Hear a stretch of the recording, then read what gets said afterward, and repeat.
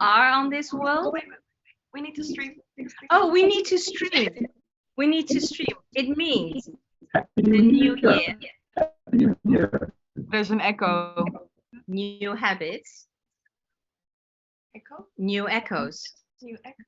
Yeah. I don't think I'm connected. No. I am Okay. in a room in London together with Mim. Okay. Welcome! We are now live on YouTube, everybody. I would like to ask everyone to mute for a second. And I want to say we are now recording live. Can everyone hear me? Yep. Yes? Okay, awesome. We are now recording. We're streaming live to YouTube, so YouTube can see us. Hello, YouTube. We are also going to be taking some screenshots, and I would like to remind everyone that you can record and screenshot only apart from, what was it, backstage and breakout rooms. Please keep that a safe space with no recording. Thank you very much.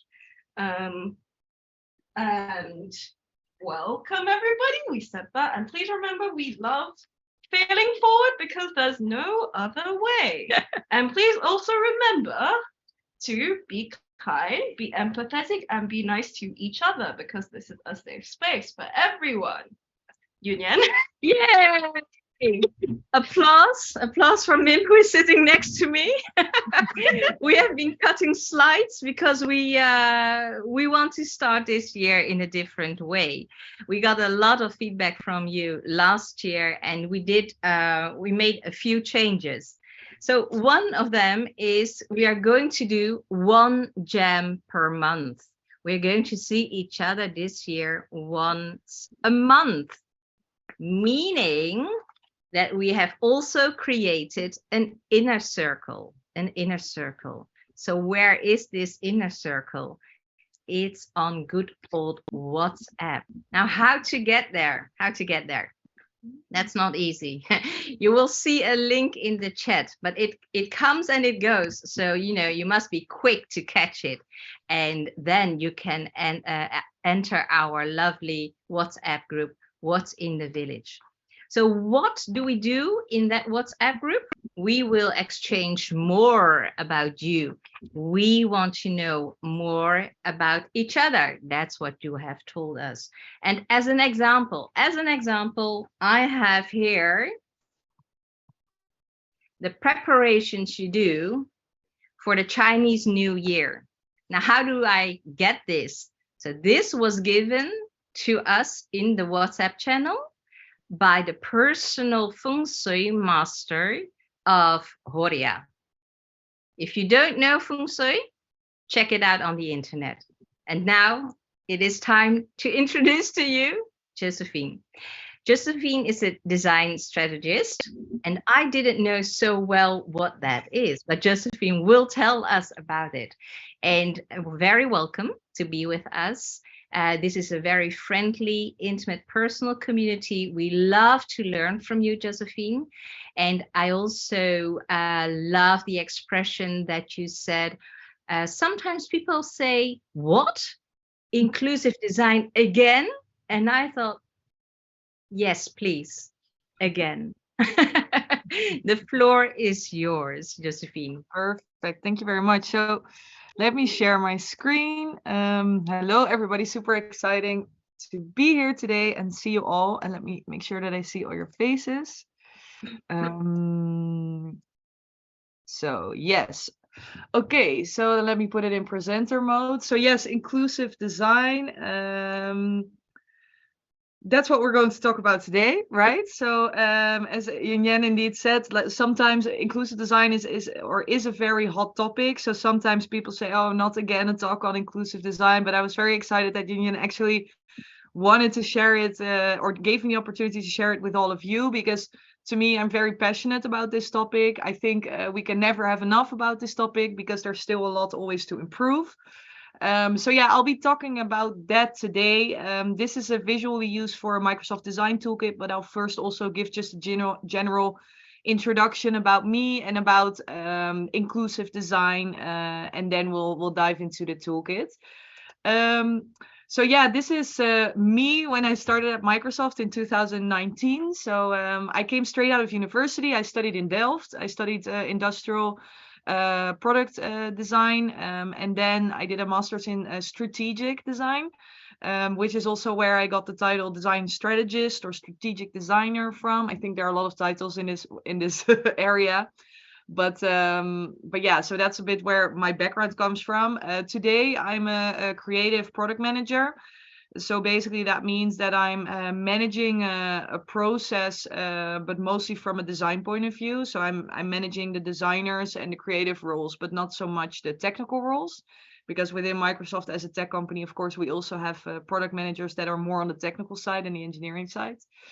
And yeah, so to introduce a bit, I put it a bit in bullet points because my job isn't the standard job. So within Microsoft, there are, of course, product groups where we have designers, but I'm actually working in a consulting side. So where we customize technology for our customers. And so my team mainly focuses on the emerging technologies. So think about conversational AI, digital twins, mixed reality, which now, of course, also always connected to the metaverse, and also creating apps that are a little bit more complicated than normal. My team is global, which means that my manager is in the US, to say it very, very practical, and I have 50 teammates, about 50 teammates, but that also changes, of course, all over the world. And the fun thing is that not only my team is international, but also my customers are very international. So I work across countries on project basis, which ranges from doing projects in Europe, Americas, Middle East, Africa. So it's very interesting to work in these different countries, but also cultures. And I also learned a lot through that about designing for different cultures, and also aesthetically what's experienced as good design, right? And what people find nice and look aesthetically.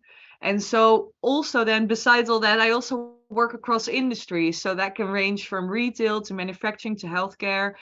So my job is all over the place, basically, but that also makes it a lot of fun, and makes it really fast paced. So I really like that. And this is me with the HoloLens. I had to put that in because it's one of the technologies. If you haven't tried it out, it's definitely a really cool product to once try it out, because it's basically, yeah, these 3D experiences as if you're in a sci-fi movie. And it actually works. And then besides Microsoft, I also started the Design Strategy podcast a few years ago. And this is actually because, at Microsoft, I was doing work in the UX space, but I noticed that people often confuse user experience with user interface design, or with service design, or with strategic design. So then I thought, okay, I want to start talking to people in the field to understand how they position themselves, how they position their career, what is it that they do, how is their job different from mine at Microsoft, just to share insights and discuss learning. So it's a very casual, low-key podcast, but it's really a fun project on the side just for me personally. And also to talk a bit about Yen's comment about what is then a design strategist. So basically, for me, I think design strategy is a super broad definition, but how I like to define it is that basically, as a design strategist, we start with defining a problem or looking for the right problem and making sure we are solving the right problem, and basically getting it from a sort of vague idea or an intuition into something tangible, as in a proof of concept or a prototype. And so at my university in Delft, we always used to call this the fuzzy front end.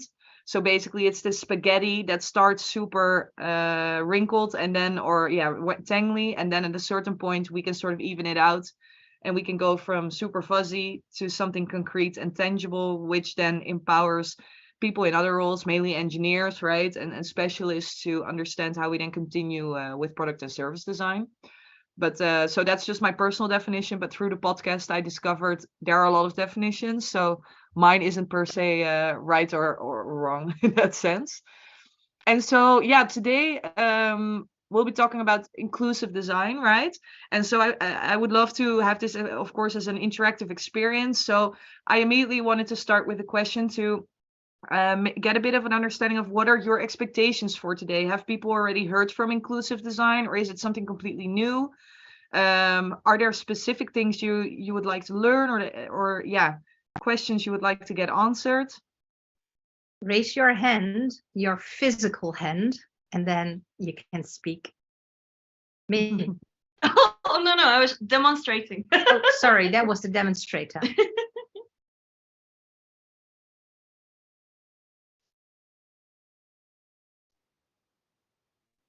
What about you, Yunyan? Okay. Well, I can actually, it's not a question, Josephine, because I know what the talk will be about. Mhm.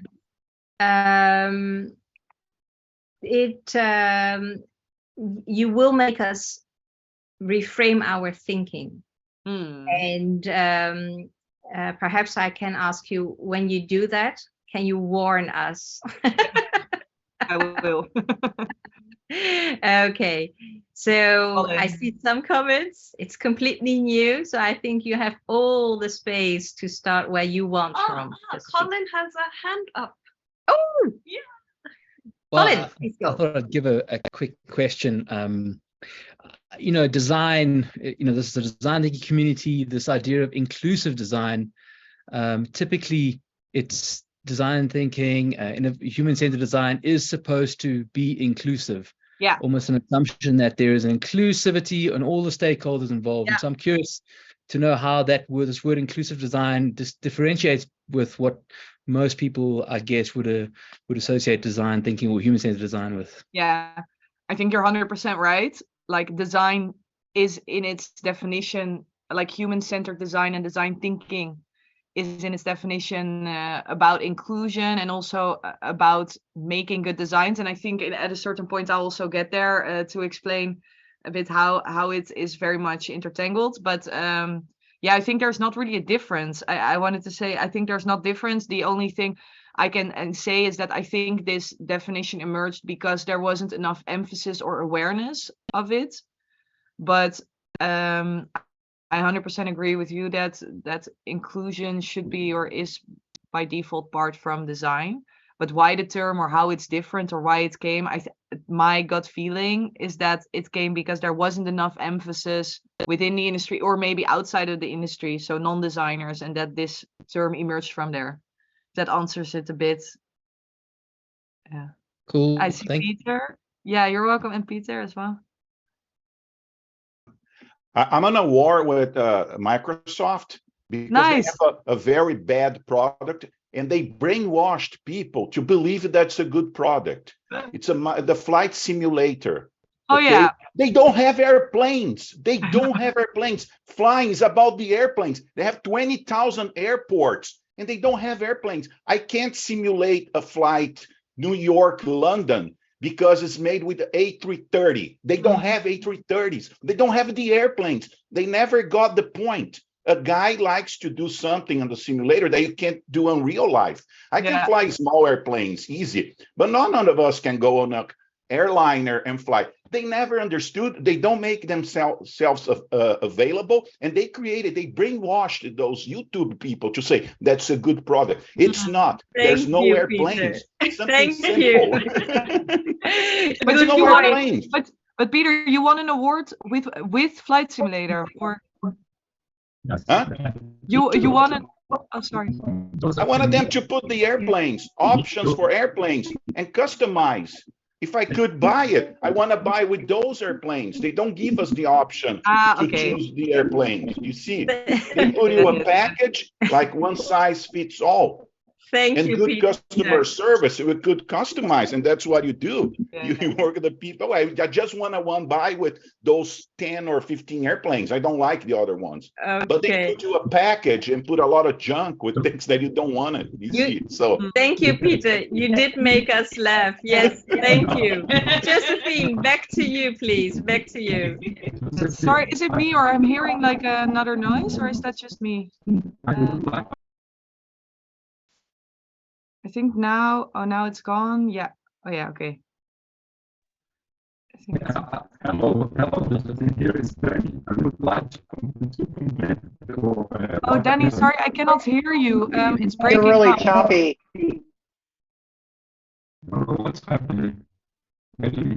Yeah, it's like it's breaking up and sounds roboty. Otherwise, feel free to put it in the chat, and then I can. Yeah. Sometimes technology. Please doesn't- continue, Josephine. Yes. Okay. So let me get to your question, Danny, in a minute, and I'll just continue for now. So, yeah, I wanted to talk about inclusive design. Yeah, thank you. I wanted to talk about inclusive design. And so, okay, it's interesting to hear, right? I think also back to Colin's question about inclusion and design. I think what's also been a term around there that was often linked to inclusive design is accessible design, which is basically a design approach which is outcome based and focuses on designing usable products specifically for people with a disability. And so I always want to start or introduce this topic with explaining that accessible design is something very different from inclusive design, because inclusive design is the opposite, because it's a design approach which is process based instead of outcome based. So it's almost more of a mindset, and it focuses on designing usable products for everyone. So instead of saying, okay, we have a product and today people with a disability cannot use it, so we're going to create a separate product. Actually, inclusive design is saying, you know what, why aren't you looking more closely to your existing product and why it's not usable? And why aren't you changing that instead of designing something separate? And so that's the first thing I want to emphasize with the difference between accessible design and inclusive design. And then an example of that, and I also want to say accessible design isn't wrong, right? But it's just to emphasize the difference in sort of the angle where it's coming from. So an example of accessible design is the Dutch railway company. And so they had these signs on the station, basically on the tracks, where you could read, okay, in 5 minutes, this train is arriving on this track. But the thing was that for people who are visually impaired, they couldn't always see the signs because the signs are hanging from a distance. And so what they did is that they created an additional app basically that copies or displays that same information that is on those displays, to make sure that people who are visually impaired can either read it from more up close or can use their speech, right? So text to speech reader basically to hear it if you're, for example, fully blind. And so this is an example of accessible design because it's a separate solution, because in that way you could have also said, okay, why aren't the signs redesigned and why are they hanging this high? Why are they even signs? Isn't there another way to display information? And so that's a bit the difference with inclusive design, is that instead of designing something separate, inclusive design is saying, okay, start looking at the core product and make sure that your core product is usable for everybody instead of creating a separate solution. And so I'm not saying one is right and the other is wrong, but it's just to, again, emphasize the difference. And so with that, what's interesting is that inclusion is really an engine for innovation. So some of the greatest inventions of our time came from people, driven to overcome exclusion. And there are some nice examples of this that are actually very personal. So in the left top, you can see the inventor of the telephone. And so he actually created that for his wife who had a hard of hearing. And so basically, because she was hard of hearing, she had trouble with diffusing noise and distinguishing different noises. And so he made something that has led to the telephone today, to basically focus a noise signal to make sure that she could hear what he was saying. The same is for the typewriter and on the right top, and the invention of email, invented by the man in the left bottom. Both of them wanted to communicate with people who were hard of hearing again, and so they basically started writing letters and typing, right, in order to make communication more easy. And then a joystick, of course, also is an interesting one, because when we went to space, we realized a driving wheel doesn't really work with the suits that were coming to space. So from there, they decided to create a joystick, which again led to a lot of other innovations, and it was used in a lot of other different areas, not only by people who have hard of hearing or people who are physically impaired, but it's used by everybody. And so that's the interesting thing about how inclusion can be an engine for innovation. And so there are a lot of companies, as I said, that are looking into this and that are really excited about emphasizing this more and looking more into this. And I have to say that's of course because of the impact it has, right? But also because there are more and more regulations that are focusing on accessibility, right? So you have the Web Content Accessibility Guidelines, there's the European Accessibility Act.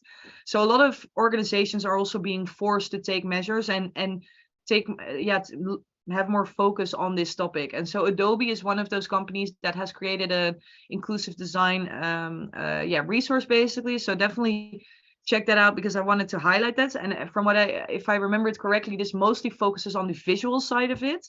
But then what's also always a fun one, I find personally, is this one created by IDEEN and Cards for Humanity. So they basically created this online card deck. And you could click on the middle button and then basically you can deal pairs of cards that can help you sort of review your product or review your initial ideas.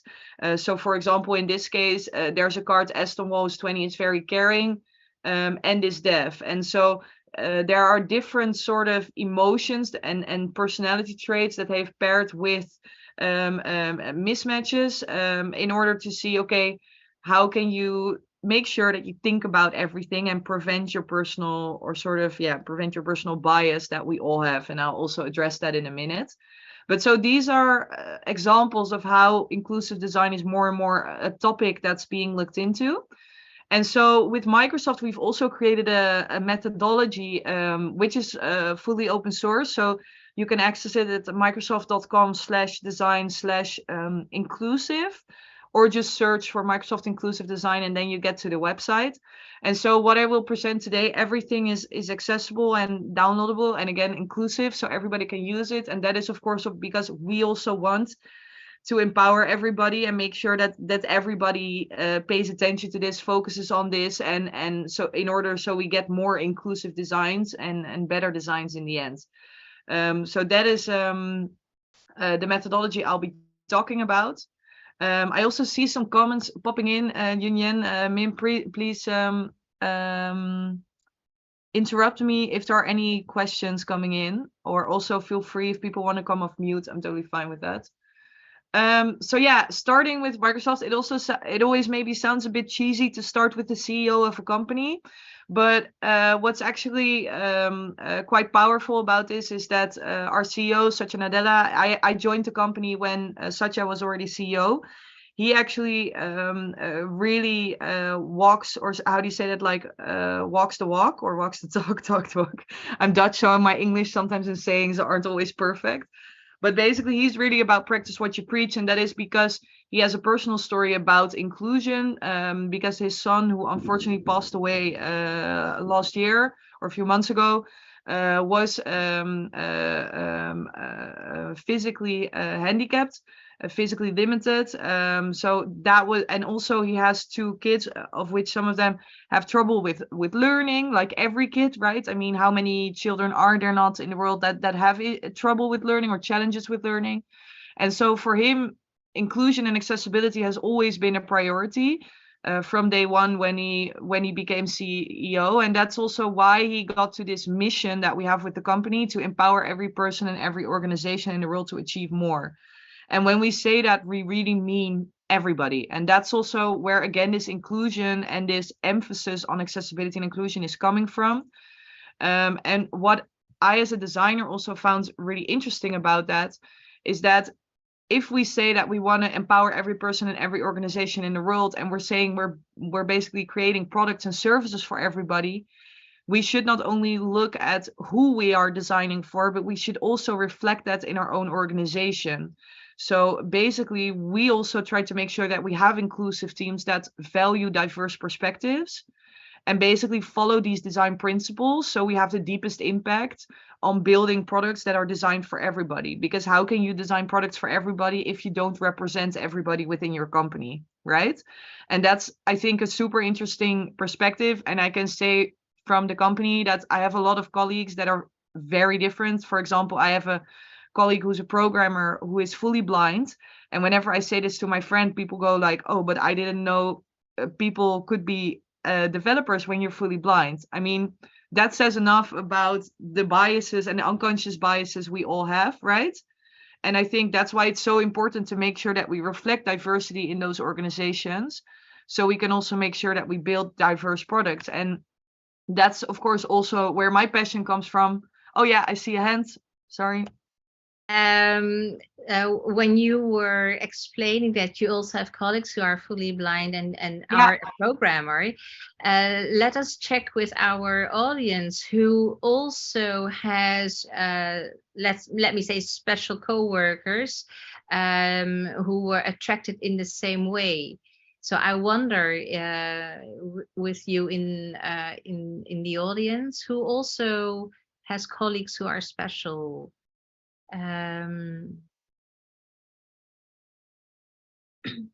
Not no, I see Donna shaking her head. Oh, Yeah, I can talk. yeah, you have I one. do. Yeah. I used to work part-time retail in central London, and one of my colleagues is hearing impaired, and I remember the company had physically an interpreter with him all the time, and it was really powerful for me to see that the inclusivity of that moment for me. Yeah. It's really Yeah, very empowering, right? Because I think it's also important for me. I mean, it's important to have those examples, right? Also for people to look up to, and to represent it. And I think that's also very empowering. And again, as I said, I cannot emphasize it enough. How can we build products, right, for everybody that are usable by everybody if we don't represent it and have that diversity within the product teams that create those products? Yeah. Thanks. Thank you for sharing. Yeah. Good. Oh yeah, sorry. Josephine, I work in aviation, work on an airport, and I see a big discrimination with older people.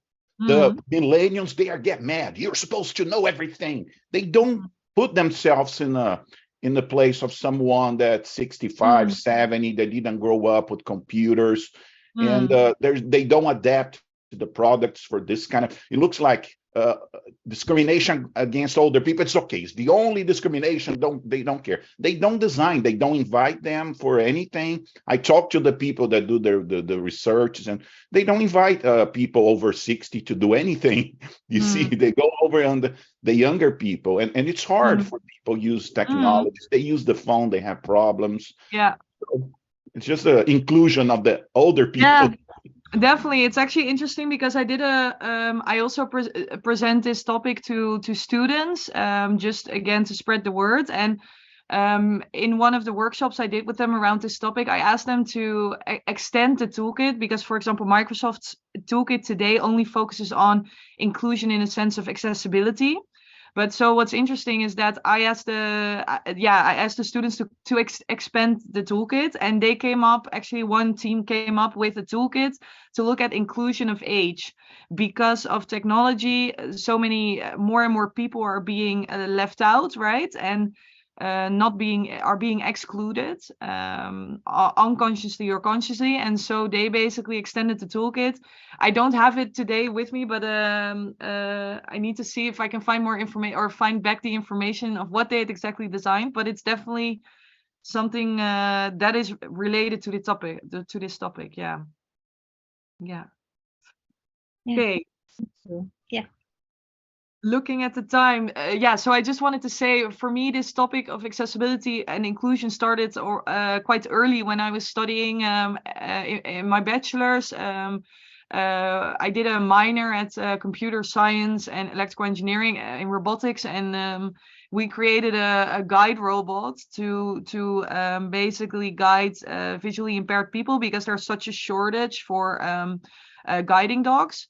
And so basically we thought, okay, what if we can create a robot that basically guides people? And that's actually what also was my initial trigger to work for Microsoft, because they have created a product as well that does this, but then with sounds. And so there were a lot of initiatives around this with accessibility and inclusion. And that's a bit my personal story as well of why I'm now today working at Microsoft and why I'm passionate about this topic. And so again, as I said, if we want to empower every person on the planet and every organization, well, there are 7.4 billion people in the world. So if we want to create products that are physically, cognitively, and emotionally appropriate for each of them, right, we need to do that through inclusive design. And so the methodology is a design methodology that enables and draws on the full range of human diversity. And so I'll get to the details in a little bit, but basically this is a nice way of saying that we try to change our mindset. So we make sure that we think about all the different scenarios of how people can use a product in order to make sure that it is inclusive. And so what's related to this is, of course, the word disability, right? And so we don't like the word disability to think about that as a personal health condition. So instead, what we like to say is that a disability should be thought of as a mismatched human interaction. So basically meaning that if you've designed a product and someone, as we say, with a disability cannot use it, it's not then the fault of that person because they have a disability, it's your product that wasn't well designed, right? And that's a bit of a different perspective, and it's a bit of a challenging perspective. But I think it's fair personally to say it like that, because I think we can always improve our designs and basically make sure that we prevent those mismatches. And so that's what this toolkit also looks into, is that we say, okay, disability happens at the points of interaction, right, between a person and society. And this can be physical, cognitive, but also social exclusion, right, as Peter explained just now, because of age. And so all of this is basically the result of mismatched interactions, as we call them. And so as designers, I always find as well that it's our responsibility to know how our designs can affect these interactions, because our role is quite early on in the product development and product design process. So we have quite sometimes a big voice in making sure that that a product is inclusive, and we can also still filter out things that can create mismatches, so we can really have an impact there. And so one of the examples that I wanted to raise is closed captioning. So I was curious, are there any people who use closed captioning today? And if yes, for what? Yes, I see Donna and I see Nora. Hands up, go. Yeah. Donna, I see you're off mute. Do you want to share for what you use it? I bother people around me because I use it in case I can't understand what somebody's saying. So at least I can read it. Yeah, I do that as well. Yeah. Jimena? Yes, same as Donna. Even if I could be watching a movie or in English, I still even would put the captions in English. Yeah, same for me. So I actually watch almost all movies with closed captions. It's also just because then I'm certain that I don't miss anything. And sometimes I'm also watching a bit with one eye, or how do you say that? I'm not like fully focused watching. So then I think closed captions is also nice because it allows you to follow it a bit more easy. But so it's interesting to hear that there are more people that use closed captioning, even though you may not use it per se because you have an impairment of seeing, right? And so, or impairment of hearing, sorry.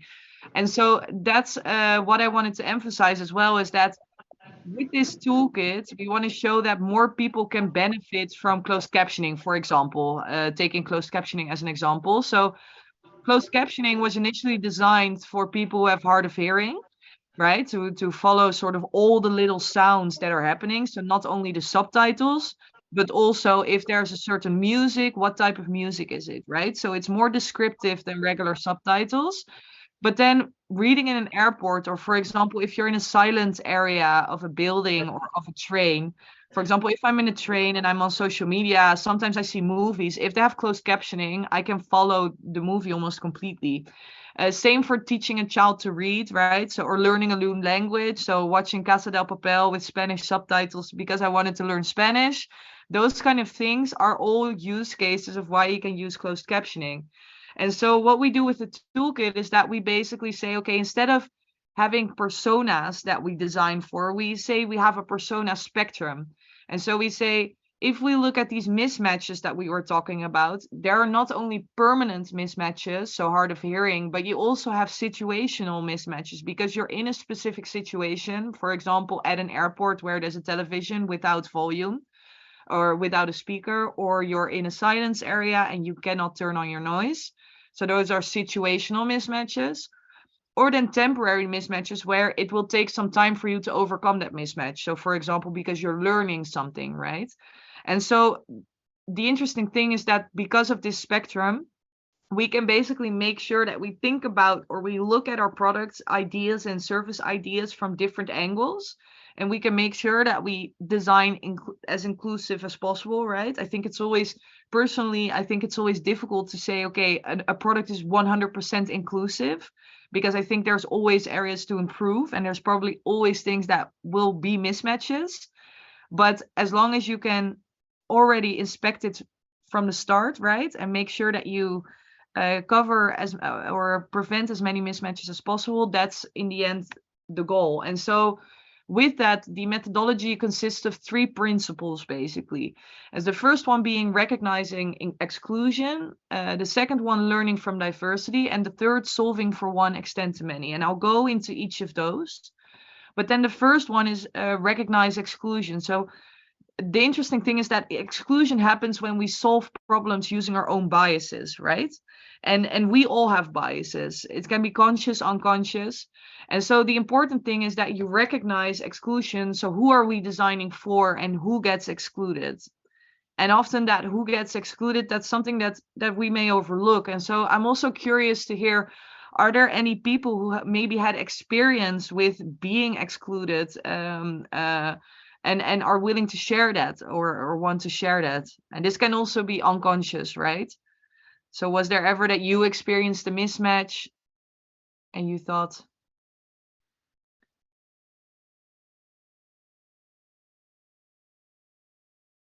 It's also a very personal question, so I also understand. But I thought I can give it a go. I have a mismatch because I have really big feet. And if I want a pair of shoes, it's really hard for me to find one. Yeah. Because that's constantly for even for a woman, I have a shoes in my size. Yeah. I actually have a friend who also has that. Yeah, because the regular shoe stores don't have it, right? So you're excluded in that sense. And I think that's a good example of how sometimes it's not on purpose, right? But it happens. And so I think that's also what we want to. Thank you for sharing, by the way. But that's also, Mimp, yeah, I see your hand. Are you Indian? Oh, sorry. Okay. Or I'm Indian's mic, so our audio doesn't clash. So I don't know if any of you know Fenty Beauty, Rihanna's makeup line, and they're very known for doing. It's not a self-promotion, by the way. That she's known for doing different shades of color foundation, and I didn't know that was a struggle until I spoke to a few of my friends who are Black, and I lived with them too, and they said, oh, I have to mix foundations all the time, and I never find my shade, but more companies are doing that now.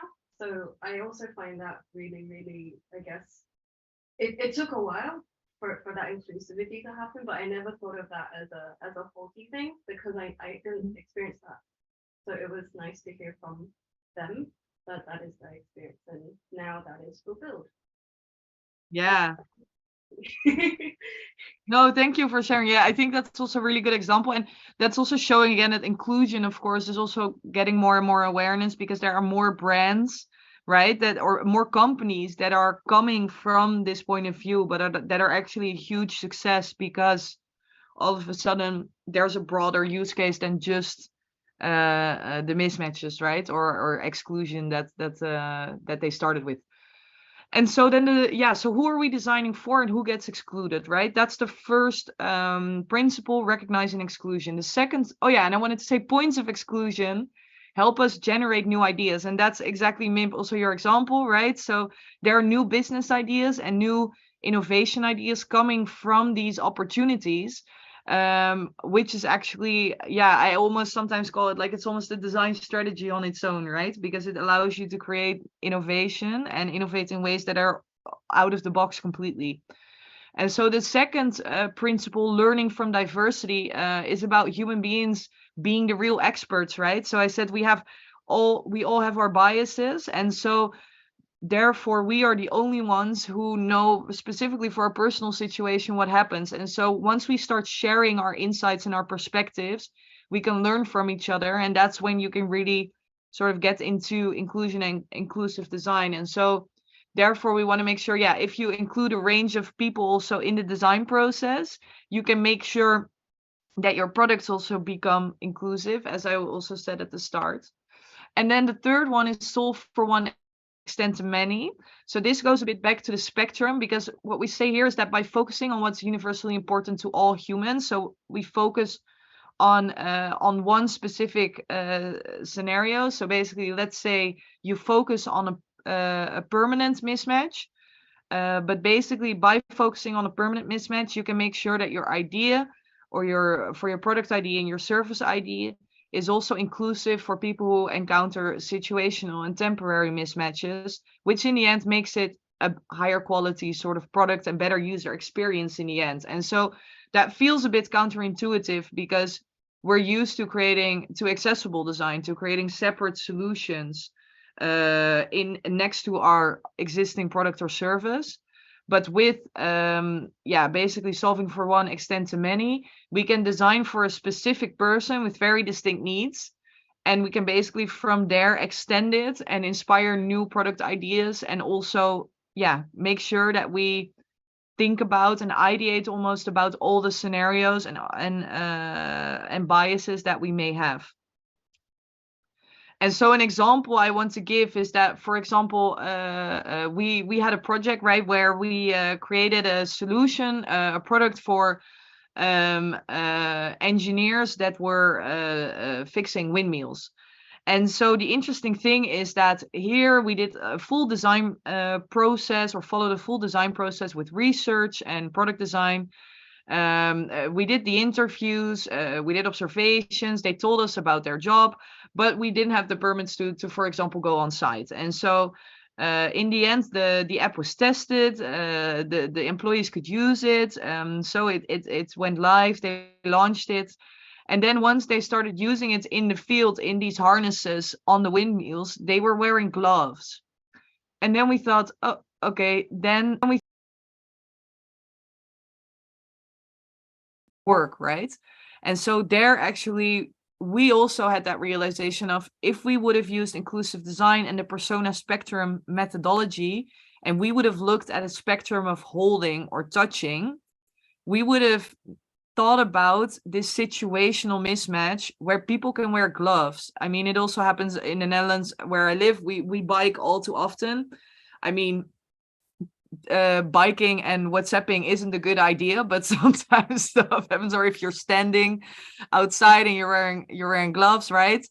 Because it's cold, I cannot use my touchscreen. And so those are things that, as a designer, if you cannot do research on site in the context, those are things that you can overlook, right? And I mean, ideally you do in context research, but sometimes this is not allowed, or because of certain limitations or restrictions. And so in that case, the methodology actually allows you to also create better designs. Yeah, and not only by looking at per se accessibility, but just in general. And so then about the toolkit, because the toolkit is actually openly available, as I said. And so it consists of a few cards.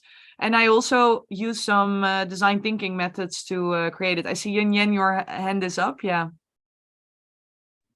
Yes, there are two questions on a higher level, but I do want you to show the toolkit first and then tackle those two questions on a higher level. Yes. Yeah, I will do that. So yes, so the toolkit is openly available. If you just search for Microsoft Inclusive Design, you will find it. It basically brings you to this website, right, where we have all the cards and the guides to explain how the toolkit works. And so the toolkit itself follows a conventional design thinking process. So think about the double diamond, so diverging, converging, right?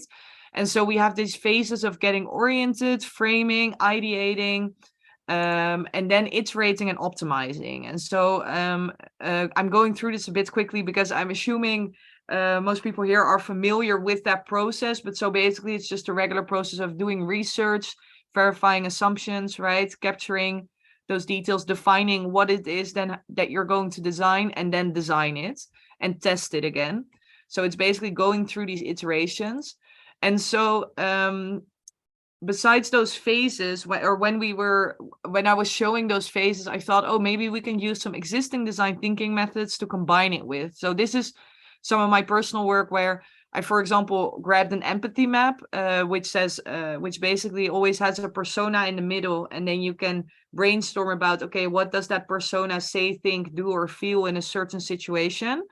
But here in this case, instead of a persona, I put the spectrum in here to say, okay, if, for example, so these are the spectrums, right? So, for example, for touching, for seeing, for hearing, for speaking, you have a spectrum of permanent mismatches, temporary mismatches, and situational mismatches.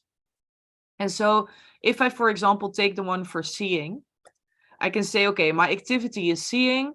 An example of a permanent mismatch is that I'm colorblind.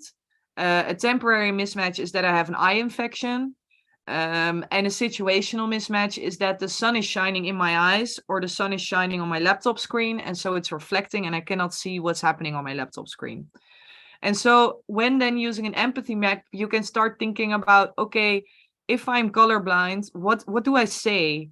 So probably I will say, okay, is that green or is that red, right? Is that blue or is that yellow? Or what does it say? Because sometimes you have red text on green backgrounds.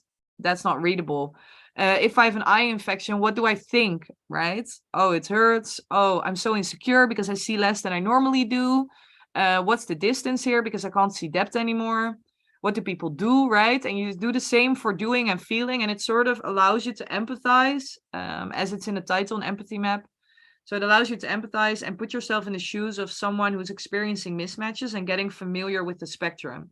And so again, this is not per se part of the toolkit, but it's just a personal thing I did to grab an existing design thinking methodology and combine it with the inclusive design sort of mindset.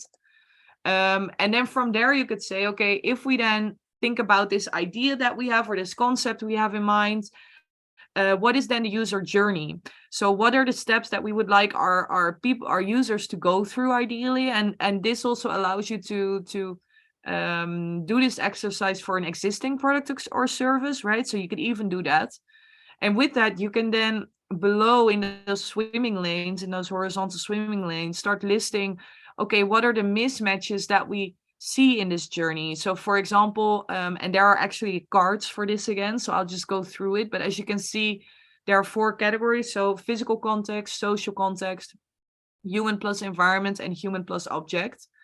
So for example, for a physical context, if we would use this product at home versus in a car, would it be used any different? And could there all of a sudden be mismatches? So for example, in a car, you could say, okay, I need my hands, so something needs to be hands-free, right? So I have a mismatch in not being able to hold things maybe, or maybe seeing also less because I cannot be distracted. The same for social, so alone versus being in a crowd. So with a crowd, there can be a lot of noise. With co-workers, I may not want to talk about personal information because not everybody can know everything for me, right?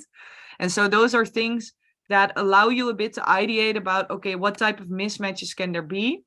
Same for human plus object and human plus environment. So think about the weather. Think about, is someone left-handed or right-handed, right? And so we wanted to do a quick exercise, but if, for example, if you're right-handed, try to write your name in the air while being left, or try to write it even on paper. Vice versa, if you're left-handed, try to do it right-handed. You can imagine that if you do that, there are very different ways of using a product, right? And so again, there's no right or wrong here, but it's just almost like a brainstorming exercise that allows you to think about different scenarios and look at your product idea and service idea from different angles. So this is then basically what it could look like, right? That you map some steps on a journey. and you try to think about, okay, what are the different mismatches that we can see? Then take those mismatches, right? Rephrase them in how might we statements, which is again a regular design thinking tool, and ideate about potential solutions. So if someone cannot do something because they're experiencing a situational mismatch, how might we then make sure that we don't have that, right? How might we resolve for that? And try brainstorming about those ideas. And this basically allows you really as an ideation method to finally say, okay, if you have a lot of ideas, right? Unfortunately, we cannot always do all of them all together and start implementing them all together. So if you want to really sort of start implementing it, how do you then prioritize it? And you can, for example, just do that on a value versus impact, or sorry, value versus feasibility, or impact versus feasibility matrix, to sort of understand, okay, this is sort of where we can plot the ideas, and this sort of allows us to prioritize it. Yes, and Yunyan, I see your hand up because of the questions, because this is the full toolkit, just to wrap it up. Yeah. Exactly. And you can find the toolkit on the link that we are going to share. Yeah. The 2 questions. So I'm trying to get you all out of the concrete and very practical stuff and bring you to a more abstract level. So Dani had a question: what are the main challenges you have in this kind of design processes? That's one. Yeah. And the other question is, when would sustainability and circulation come into the process? That's interesting as well. Okay, so the first process from Dani, yeah. So I think that's a very good question, because there's definitely one of the challenges that I experience with this design methodology is that you want to include everybody, but the world is so big and there are so many different perspectives that you cannot include everybody, how do you say that, like at the same time. You cannot think of everybody at the same time. So you need to repeat this exercise multiple times, and that's actually good, because you remind me of something I forgot to say. Ideally, that spectrum, right, that we had at the start with the empathy map, we now did it for seeing, but ideally you repeat that for other activities. So for hearing, for holding, for touching. And so I think that's a bit the nice thing about the toolkit, is that it allows you to think about different perspectives, but that is also directly the challenge, because your brain can only think about so many times at once, right? Or so many things at once. So you need to repeat the exercise to make sure that you think about all the different perspectives, and still then it's never finished. It's just like design, right? Design is never finished, it's never 100% done. So I hope that answers your question. Okay, good. I see a thumbs up. And then the second question about sustainability, circularity. I think I'm a big fan of other toolkits from IDEO that were created with, and then I have to say, the Ellen MacArthur Foundation about circular design. I read, that's also all open source, by the way. So if you don't know it, definitely look it up, because I use it for workshops as well. I use that, and I'm thinking how to link it to inclusive design, because I'm interested where is this question coming, or where it's coming from, and what was the thinking behind it. Because to be honest, I don't have a clear, or how do you say that, like direct answer. So I'm curious to discuss it as well, because I find it a very interesting question to link it to sustainability. Yeah. Oh yeah, Ilona. Yes. Yeah, it was from me. Sorry, I had catch a cold today. No worries. Yeah, well, my thinking is behind, because Microsoft is one of this very biggest industry portion, and every year everything comes new out. And when you make an interface design, it is a question also how we clean up our world. Yeah, we have so much rubbish around, and I believe the inclusive can be also a question to the technology when you make this website. So my idea is, why you're not inclusive, making a design specific for people? They really have necessary tools, what they really need. So because when you have the market, you're in the shop, you have to buy this. Doesn't matter, you need it all. You need only a part of it. And of course, there are some specific small computers where you can choose. but specific for blind people or disabled people are in a wheelchair, they have a lot of problem with this sizes. So it is not very handy. And I believe this is a really important subject for the future. Why not to build computers where you can exchange part of it? It Yeah. keeps the quality of long holding and also the environment. That was my thought. Super interesting. I think it also reminds me of a talk I had actually for my podcast with someone who he positions himself as a circular design strategist, Pablo Groclopo, and he basically always takes planet Earth as a persona and as a stakeholder, and then he creates stakeholder maps with planet Earth in there. So he basically, how do you say that, like makes an analogy with planet Earth being a person, and then thinking about, okay, how would planet Earth feel, right? And what would planet Earth say in this situation? And your question and how you now explain it also reminds me of that, of sort of a creative take on how that could be linked. Yeah, so thank you for sharing. You're welcome. I thought, in a broad field, Yeah, definitely. Okay. It's 2 minutes to the top of the hour. Josephine, thank you very much for your story. It was perhaps just an hour, but I hope people did catch the toolkit and make the shift from accessible design to inclusive design. We practiced yesterday. It takes a little bit of practicing before you can capture the whole mindset of inclusive design and really making most out of it for every single one of us. But thank you for showing us, and thank you for sharing the link with us. I want to ask Mim. Hi.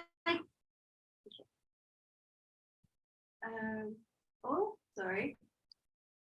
Oh, no. Yes. It's yes. It's yes. Yeah.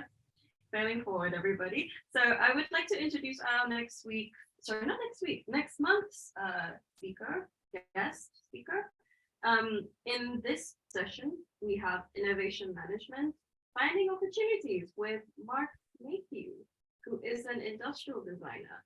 In this session, we will be exploring innovation management, more particularly in the phase of identifying opportunities and mapping them for further development and engagement.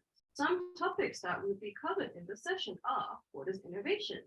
The search for value, innovation ecosystem, innovation culture, mapping your vision, and the future of innovation. Join us. The registration link is right here. You can see register here. That is the bit.ly. Go for it. It will also be sent to your inboxes. And I hope to see you next month. And this is all of our crew members. Some of us are here, some of us are not. And we would like to invite you to stay with us in the backstage. So before we do that, I want us to do a goodbye to YouTube. We would like to wave goodbye. Goodbye. Bye-bye. Bye. Yes. And there we are.